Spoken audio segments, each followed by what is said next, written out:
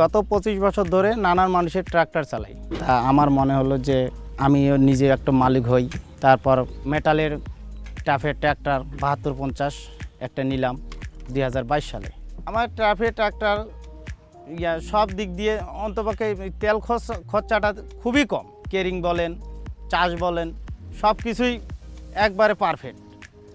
সব দিক দিয়ে কোনো জায়গায় কেউ হারাতে পারে না। 10 টন 12 টন টানতে পারে, তারপরও আবার রোটে তো আরও বেশি টানতে পারে।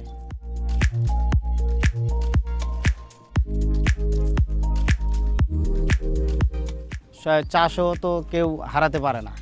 কেউ যদি আমার সঙ্গে টেক্কা দেয় তা ও টিকতে পারবে না, বরঞ্চ আমি টিকে থাকবো। ওরকম সমস্যা কোনো কিছু ওরকম হয়ই না। যদি কোনো সমস্যা হয়েই থাকে তাহলে সার্ভিস টিম ফোন দিলে ওরা খুব দ্রুত চলে আসে মেটাল থেকে। 2-3 বার তো মাসে খোঁজ খবর নেয়। 7-8 হাজার টাকা 6 হাজার টাকা দৈনিক দিন আমি কেরিং করি। তারপর চিন্তা ভাবনা করতেছি আরেকটা আমি এই ট্যাফে 7250 নিব। গত 25 বছর ধরে আমি যা দেখলাম, বাংলাদেশে ট্যাফেই 1 নাম্বার ট্র্যাক্টর।